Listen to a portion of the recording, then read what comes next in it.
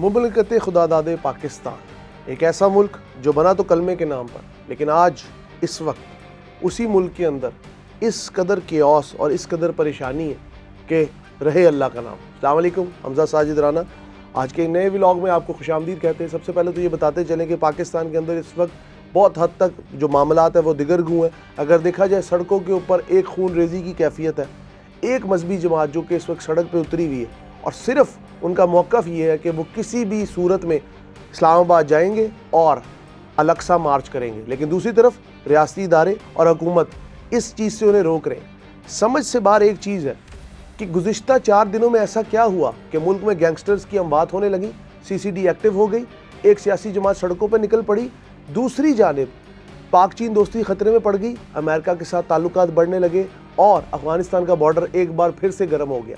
یہ تمام معاملات کو اگر ہم اکٹھا کر کے دیکھیں تو یہ بات روز روشن کی طرح آیا ہے کہ جب بھی ملک پاکستان ترقی کی کسی بھی منزل کی جانب بڑھنے لگتا ہے، کچھ ایسے بیرونی ہاتھ یا اندرونی ہاتھ بڑھتے ہیں اور ہماری ترقی کی جو رفتار ہے اس کو یا مفقود کر دیتے ہیں یا سلب کر لیتے ہیں یا سلو کر دیتے ہیں۔ اس کے پیچھے محرکات کیا ہے؟ محرکات بڑے سمپل ہیں۔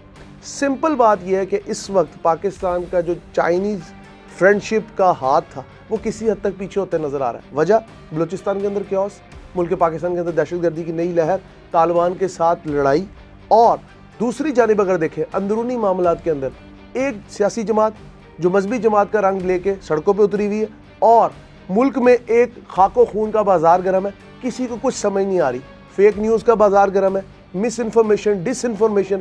آپ انفارمیشن کے جتنے بھی پہلو ہیں ان کو جس بھی لحاظ سے ڈسکس کر لیں، وہ پاکستان کے اندر ہونے والے جو خون ریز معاملات ہیں اس پہ پورے اترتے۔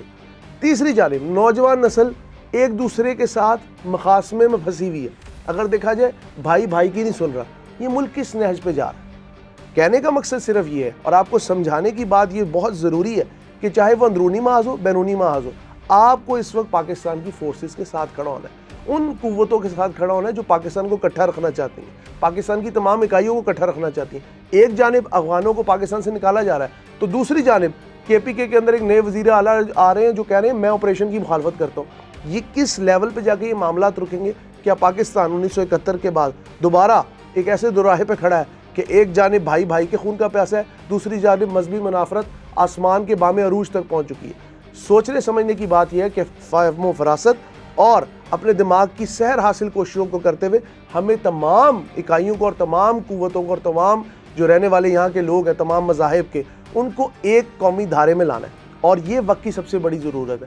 دوسری جانب اگر دیکھا جائے گورنمنٹ آف پنجاب بڑے اچھے انیشیٹو لے رہی ہے، کلا کما کر رہی ہے تمام گینگسٹرز کا، نکا کارنر کر رہی ہے، لیکن دوسری جانب اسی شہر کے اندر لوگوں میں خوف ہے اداروں کا، جیسے کہ نئے ادارے آ رہے ہیں، سی سی ڈی آ رہا ہے، پیرا آ رہا ہے۔ یہ ڈیتھ سکواڈ اگر آپ نے بنانے تھے تو عدالتوں کی ایفیشنسی کدھر جائے گی؟ کیا عدالتیں، کیا وہ ترازو جو آنکھوں پہ پٹی باندھ کر ترازو کی دیوی لے کے کھڑی ہوتی ہے اس پہ لوگوں کا اعتماد رہے گا؟ یہ بہت بڑا سوالیہ نشان ہے۔ حکومت، عوام، ان کے درمیان بڑھتی ہوئی خلیج اور پاکستان کی جمہوریت کے لیے آج کا دن اس لیے سے آئے کہ سڑکوں کے اوپر گولیاں چلانا عام نہتے جلوس پر، میں کہتا ہوں جی وہ وائلنٹ بھی تھے، وہ کسی حد تک انتشاری بھی تھے، لیکن کیا ریاست کا کام ماں کا ہوتا ہے یا ریاست کا کام سینے میں گولی داغنا ہوتا ہے؟ فیصلہ آپ کریں گے۔ بہت شکریہ۔